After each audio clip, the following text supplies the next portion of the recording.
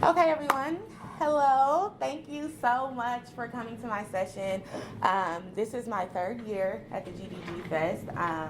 A lot of you look very familiar, but if you haven't seen me before, my name is Brianna McCullough, and you can find me on all social media at Limitless. So I want to start off saying that my presentation is about the future of diversity and inclusion in engineering. I'm an engineer, surprise. This is your first time seeing me working at Target HQ. The last presentation I gave, I was with 3M. One of my favorite quotes is, "An individual has not started living until he can rise above the narrow confines of his individualistic concerns to the broader concerns of all humanity." So I thought starting off with a quote like that would be great to kind of set the tone for the room. So again, who is Brianna? I am a Michigan State University graduate, Metro Detroit native, but a Minneapolis transplant, as a lot of people I know are. I am the founder of Limitless, and I am a Linux and network automation engineer at Target headquarters. I am a doer of all things. A lot of you around the community probably see me everywhere. I'm always all over the place all the time. And I am a diversity and inclusion enthusiast. So what I mean by I'm actually doing the work is that I actually show up for things that I feel like are going to deepen and broaden my community and benefit us as a whole. So things like GDG, meetups, and things of that nature, I'm pretty active in those communities. Limitless is my baby. It is my website. It is a lifestyle empowerment brand, something that I've built and I have been working on for the past year and a half now. If you want more details and information like that, please feel free to visit the site. I try and blog and stay very current on there all the time. So a deeper input into what my presentation about is that, which I'm sure you guys are all thinking, diversity and inclusion is a huge buzzword in technology. It is just a big thing right now. A lot of companies are trying to tackle the issue, which is not something everyone can do well. It has been an issue for years. It's not a new issue that just came about, but it has gained so much visibility that at this time companies are putting new boundaries in place to try and increase diversity efforts. One of the reasons that I think that technology is a super important field, as all fields should be diverse, but technology specifically, is that we're building products every day that people are using, okay? So when you're working on teams, and I can specifically speak for the team that I'm working on, when you're working on a team where you literally are the only person of color or only woman, or for me, I'm the only person of color on my floor in general, and you're building these products that go into these stores, are you really thinking about your broader audience? Are they going to be able to use these products? Are they going to be able to safely say that, oh, this product was built for me? So one of the quotes that I wanted to just point out, the values of technology creators are deeply ingrained in every button, every link, and every glowing icon that we see. Choices that software developers make about design, technical architecture, or business model can have profound impacts on our privacy, security, and even our civil rights as users. When software encourages us to take photos that are square instead of rectangular, or to put an always-on microphone in our living rooms, or to be reachable by our bosses at any moment, it changes our behavior and it changes our lives. And what I really want to focus on is the choices that we make as software developers. Every button, every link, every glowing icon was made by some software developer somewhere, and they probably do not look like you. If you look like me, or if you're a woman, the diversity issues go on. So what is this about, right? So diversity, right, is the practice of being composed of different elements. So how I always like to put it is that a lot of companies focus on the diversity aspect, but they're not focusing on the inclusion. So diversity is me, Brianna. I'm going out, I'm finding all of these people, bringing them into my company, and there it goes. Now my numbers are up, right? My HR numbers, when they look at my reports, I can say, hey, I have increased my diversity by 10%. That's literally not even part of the problem. The problem is that when you bring the diversity into your company, into your startups, into your business, they don't stay because you haven't done the internal work of creating an inclusive environment. So you're wasting all of this company money and products and resources going out and investing in the recruitment, but you're not actually building the inclusive workplace that's actually going to make your company thrive and build better products. And I think in that regard, a lot of companies are doing it wrong. So I think when you take a broader look at what's going on, social responsibility is a huge thing. I think a lot of companies are trying to be more socially responsible, and then some other ones are lack thereof. And I think social responsibility means building products that work for everyone. That goes back to my original point. Links, glowing icons, things that everyone can use. I always use an example that there was a paper towel sensor built at one point in time, and it recognized hands. If you put your hand over the sensor, you could get paper towel, but it didn't work for black hands. And you know what that's a reflection of? Non-diverse teams. When you build a product that is built by one demographic, you run into what? PR disasters. We see them all the time. Target had one around Father's Day earlier this year. They put out a baby daddy card, very inappropriate to certain communities, but because and the approval process for any company, you have to go through about 30 approvals before anything is pushed out into production. As software developers, it's annoying to have to build and have to get approval before you push code to production, right? But we do that to make sure there are no mistakes, right? None of our stores go down, none of our servers are turned off. So why isn't that reflected in everything that we do? So I want to talk about the chart before I get into the future state. This is a 2014 chart, okay, completely out of range. In the United States, is currently made up, and these numbers haven't changed drastically, 80% Caucasian, 5.4% are Asian American. We have 11% Black. So I want to marinate on that a little bit. There's 11% of Black people in the United States. But do you see how small those number margins are?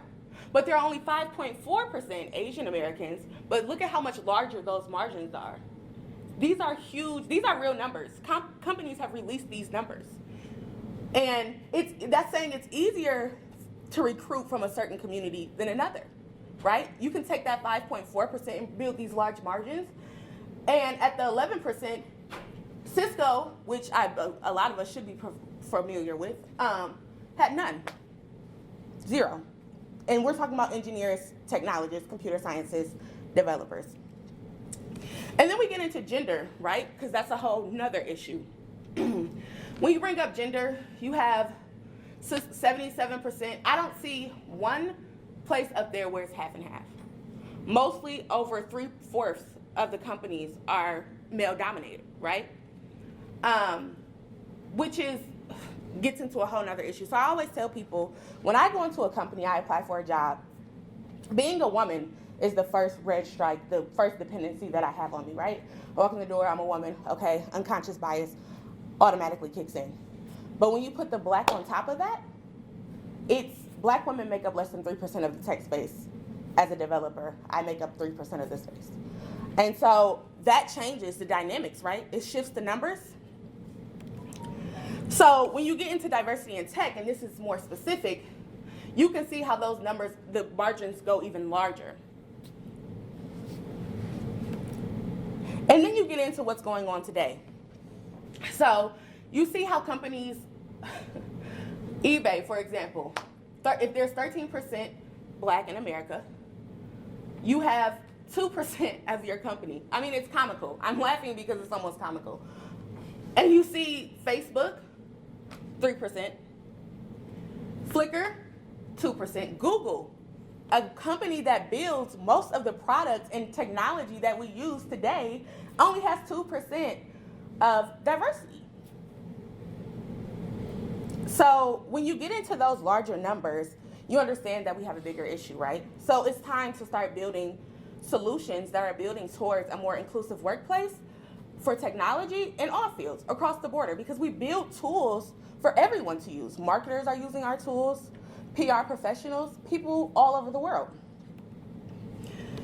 But we have to remember that we can't solve problems by using the same kind of thinking we used when we created them.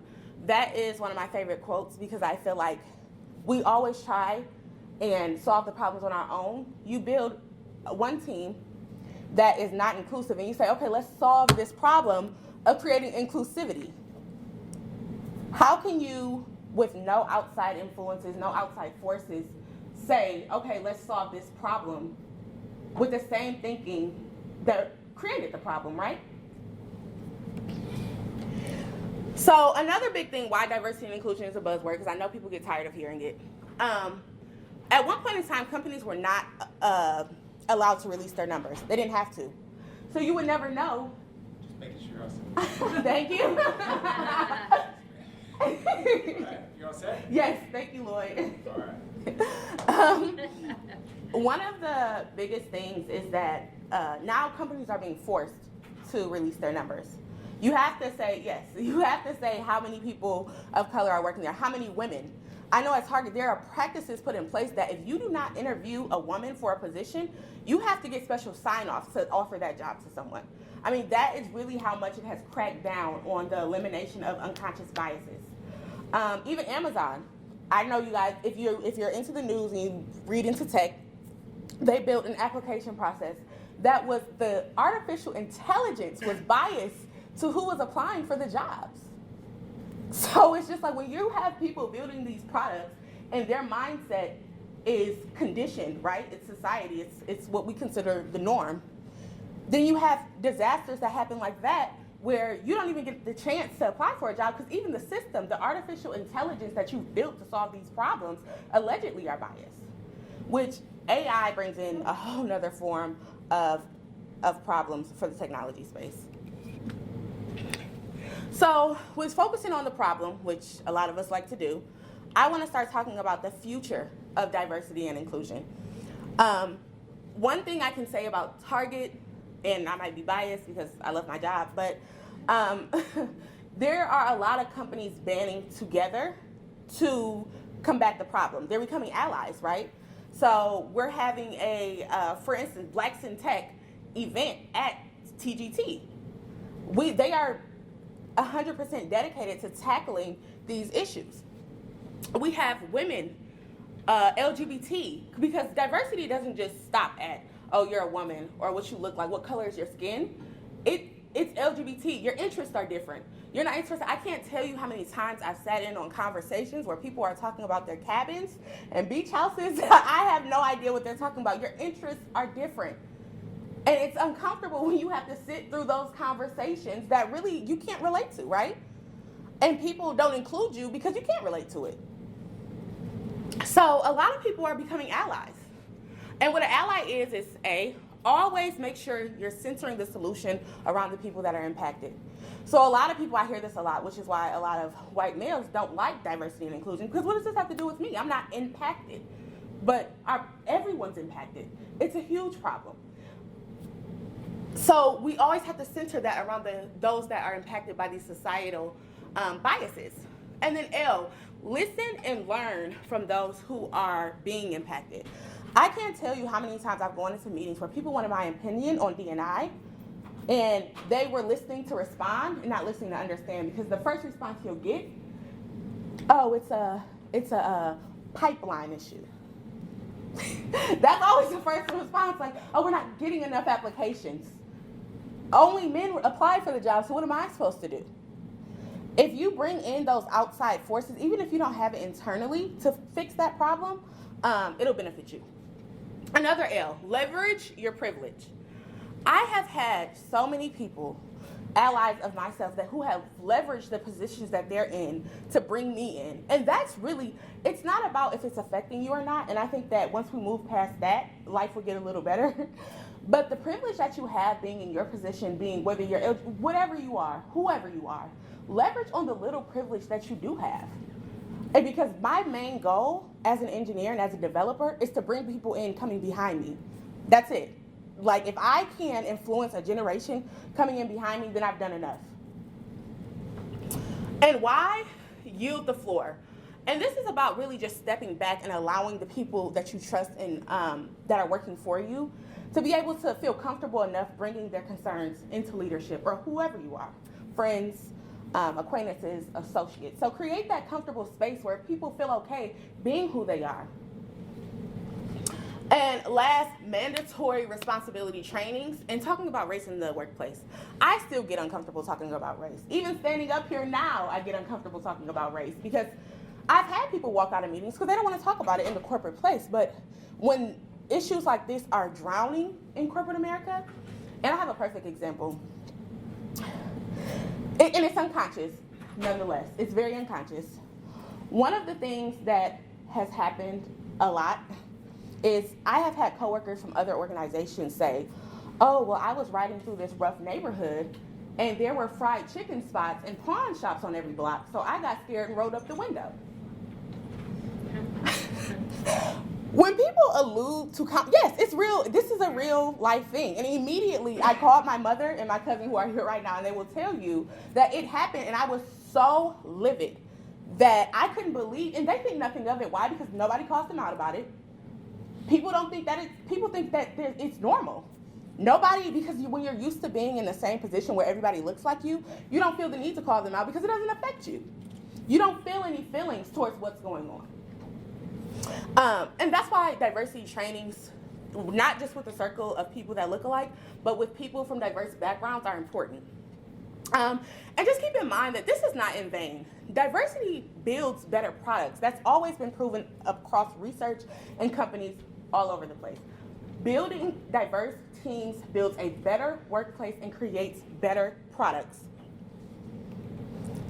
So I want to encourage you to know that companies are leaning in on this, right? So we have the DAC, Diversity and Inclusion Action Council.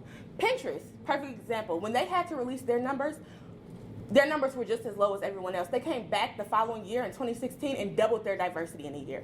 So you can't tell me that it's not possible. It's possible. You just have to build the right teams that are looking for those diverse places and creating those inclusive environments for them. Companies like Google, I have friends that work at Google, associates. They had a Black Girls in Tech Awards show at Google. They have all of these things that are centered toward LGBT communities, things of that nature that create these more inclusive environments that allow people to come to work and feel like they can be themselves. And that's what it's all about, is creating those inclusive environments that are organic and genuine, not just, okay, let's just bring them in because this is what we're supposed to be doing. Do it because you want to. You should want to build better products and a better team and a better company. And investing in the pipeline of our future. There are tons of schools that have tech communities that cannot get people to come in and speak to their class. And you don't have to look like them, the kids in North High School or wherever in these inner cities. You don't have to look at them to garner your time. Another way that we're moving towards that is conferences. So I got the pleasure of going to Afrotech last year in November. It's in San Francisco, and it is put on by Blavity, which is an amazing, amazing company. They're doing amazing things. They brought out 6,000 people of color. Just not even 6,000 people at Afrotech for its leadership training, its professional development. It's geared towards people in technology, so designers, UX, UI, whatever you have it. And that tells me that we are moving in the right direction. Grace Hopper, I've heard nothing but amazing things about Grace Hopper. I've never been, but I hope to go this year. Blacks in Tech did a conference in Minneapolis, and they're coming back this year to do another one. And they are a US-wide organization. Tech Inclusion Conference is another great one. Various meetup groups. If you go to any meetup things, you know that there's thousands of meetup groups in the Twin Cities that are all doing the same thing. There's almost way too many. But they're a great place to build your connections and see people that look different. Hey, why don't you go sit in? I don't always sit in everything that's Blacks in Tech. I go to all kinds, GDG, I go to all kinds of events. I want to understand outside perspectives that affect me and affect the products that I'm building as well. Because how can I expand my learning if I'm already sitting amongst the same people? And then Meta. Meta is they invest in startups in the Twin Cities. I have a couple friends that work there. They're a great resource. And this is the Grace Hopper celebration. I love this picture so much because it just shows how they garner all of this support to come out to these conferences. This is me at Afrotech. It was an amazing experience. One of the things I will say about when you go to these conferences, I noticed that at a lot of the booths, for HR recruiting, and this is how bad it is. Microsoft had a huge booth there. You know, they're trying to get engineers left and right. Target had one of the biggest booths there. Amazon, what so have you. But they sent out white HR recruiters to this Afrotech event to bring in diverse faces. It almost seems counterproductive. And it is just drilling into a deeper issue, a deeper problem. So I know you guys are thinking like, okay, future, how do I lean in? How do I help? Can I as a person, even if you're working in corporate America, I don't own a business. I'm just a 9-to-5er like a lot of people. Fair treatment, treat people fairly. I have a bad habit of saying guys as a pronoun. I say it all the time. I've probably said it 1,000 times as I'm speaking, which is not right. A lot of people would like for you to refer to them as they in the proper pronoun. So even if you don't know who someone is, just ask them or just refer to them by their name. That'll work. Equal access to opportunity. I tell people all the time that a lot of jobs are taken before they even put on a website, right? A lot of people don't even know what jobs are offering. They have to put it on the website regardless for legality reasons, but it's already taken. Someone already took the job. Leverage your inside network connections when people are looking for jobs to make sure that everybody is getting an equal opportunity and access to what you have access to. If there's anything that I do more is I go to conferences and I bring back that information. And that's why I write so much, is because I want to be able to be a resource for everyone else. The coding things that I know, Python, whatever, I wrote a full blog on how to learn coding for free, right? Because the access is there, but some people don't know about it. Sometimes you have to bring those kind of things to the forefront.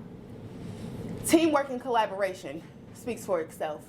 Organizational flexibility, responsiveness, and agility. Remind you, diversity means mothers, fathers, okay, that are taking these jobs. They need flexibility and agility to be a parent, to be a mother, to be a father. And creating those kind of workplaces that allow that will also increase your diversity, your productivity, and in all, create a better team. Conflict resolution processes that are collaborative. So that eliminates the he say, she say, oh, I heard this, or they made me feel like that. When you bring more people to the table to deal with issues holistically, you kind of eliminate that tension in the workplace. And then you have evidence of leadership's commitment to the diversity. My solution to creating more diversity is put the CEO's job on the line and say, hey, you got into such and such date, because it's a top-down effect, right? You have to be able, as a leader, a VP, a CEO, to build great leadership that you trust to make great decisions on who you bring into your company and who you bring onto your team. They don't always see what's going on at the top because they sit so high, but being able to hire those VPs and directors who have more visibility into who's coming into the company will create a lot less issues. So leadership has to be committed to diversity. And representation of diversity of all levels of the organization. There's hardly I don't personally know any engineering managers who are black. There are female engineering managers. It's a huge issue. You don't have any leadership that looks like anyone. LGBT, again, diversities, interests, things of that nature. That creates a huge issue. And diversity education and training, which, like I said, Target has done a great job at. There are plenty of outward resources, so if you cannot do it internally, there's way too many resources out there to just turn a blind eye to it and not do it at all. This is just a guide that I'm still trying to get comfortable with and checking my privilege, which I have to do that sometimes as well. More inclusive, say folks, people, you all, less inclusive guys, like I just have been saying the whole time. More inclusive women, less inclusive girls. I get called a girl. I'm 25 years old. I don't know what exemplifies that, but I don't know if it's something I'm missing or whatever. More inclusive workforce, personnel, workers. Most people say man hours. Like, how many man hours are you putting in? Spouses, partners, wives, husbands, boyfriends, girlfriends. I always call people your significant other or your partner. I've just gotten into the habit of doing that. Parenting, most people use mother and fathering. You never know what kind of parenting they're doing, so you have to be careful about that. Typical, normal, marginalized groups or underrepresented groups, minorities. I use underestimated instead of underrepresented because I think a lot of people are underestimated. So this is close to the last slide. Continuing on, make sure you're holding yourself accountable publicly. I've seen a lot more people doing that and saying, hey, this is the problem, making it visible, this is how we're working on it, and if you have the time, opportunity to help, then please do. Make sure your turnover levels, your compensation levels, because people will say, yeah, we have a diverse workplace, but they're leaving every 2 years. You can't, if you're not retaining them, what's the point of even bringing them in? You might as well, and people will pay you large amounts of money because there's such a war on talent right now. And you'll bring these people in and not have done the internal work, and then all your money is wasted because they leave as soon as the signing bonus wears off. And then invite guest speakers to offsite or team events. A lot of people just struggle in general. They don't have anyone internally that can speak to D&I. Invite people who don't work there. I'm sure we all have people that in our circles that we know that we can bring in and have them give a talk, do a training, have them speak at a lunch, a brunch. Create that environment where internal people can come in if you're not able to do that. External people can come in if you're not able to do that internally. My name is Brianna McCullough. I am an engineer at Target. Thank you so much for coming to my talk. If you have any questions, please come down.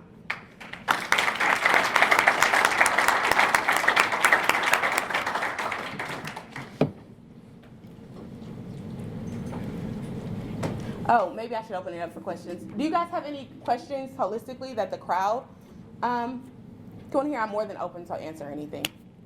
Any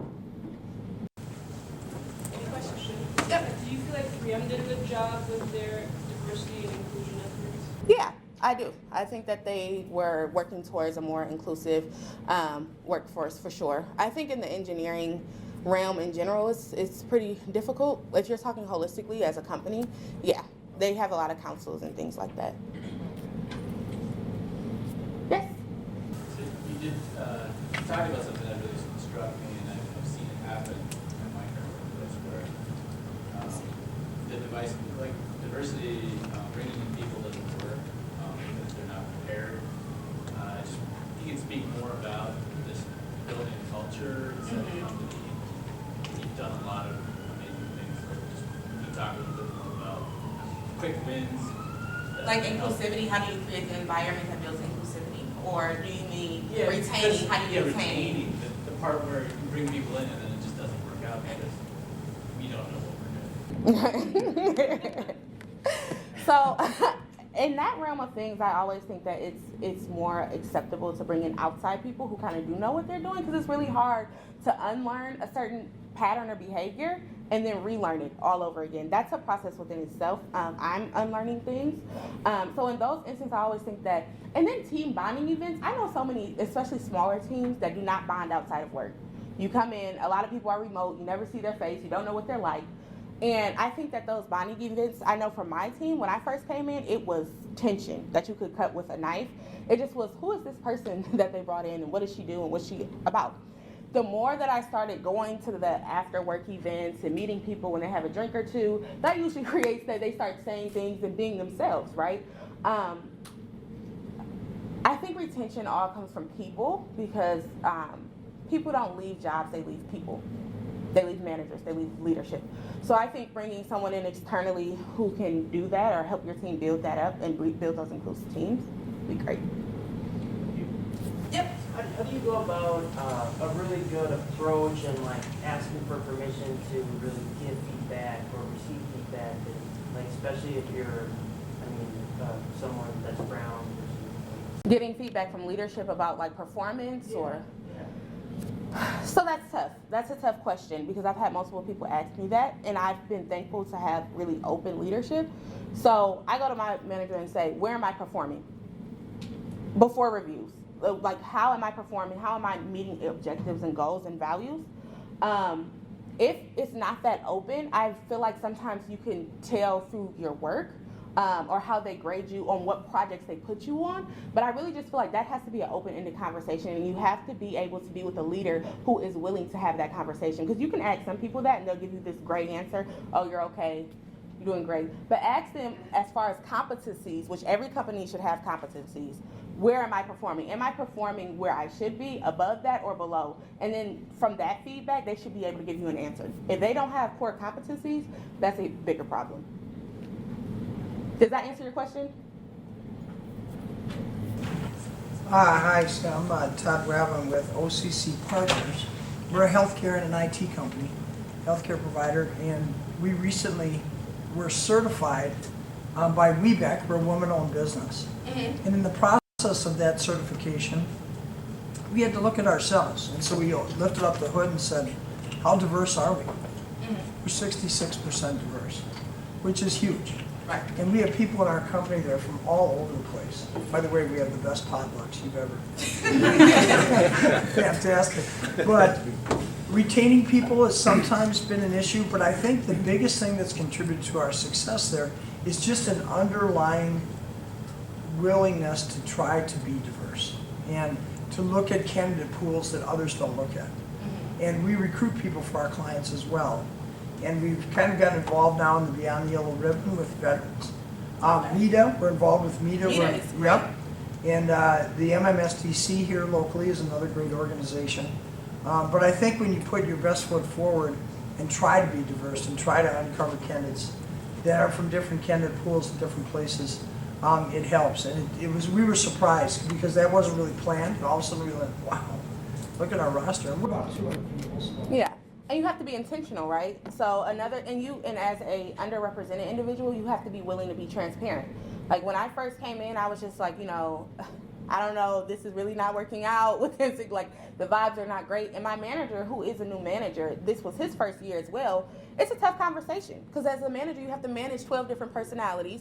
You don't know where the gaps are, and that's hard. But it's up to your leader. If you don't have a great leader, it's going to make things hard because it's up to your leader to remove those blockers for you. Cultivate community. If someone just moved here from out of state, make sure you're inviting them out. Make sure you're creating that community for them because everyone doesn't know how to do that themselves. Just being intentional, I think, is a way to open up a lot of doors. Any other questions? Okay. Right. So I've been in tech for 19 years now, and I watched exactly what you talked about with women leaving tech. Yep. It's a huge problem. So in the first place, the numbers are smaller, and a lot leave then over the years. So my question is, anyone having success building an inclusive environment and get them back? Can you get them back? So a lot of them have underlying training and skills and things that just need to be updated. So I'm just curious for thoughts about things like that. That's interesting, and I think that providing opportunity is a big thing. A lot of women and underrepresented individuals in general leave because of lack of visibility, lack of great projects. They don't get put on the fun, cool projects that give you that visibility to get promoted. You're constantly, outlined or made to feel like you don't belong. You're not able to speak up in the leadership meetings. You're not getting the proper recognition that you deserve, right? But you're doing a lot of work. As far as getting them back, it just depends on why they left and where they went. Because if they're somewhere else that got it right the first time, then you're probably out of luck. But I do know a ton of people who have left the tech space and went to startup world and loved it. They've left corporate America and it didn't work out, but startup world, they loved it. So I just think that it's an initiative of that D&I and passions and where that kind of collides. Any other questions? Thank you. You guys are great.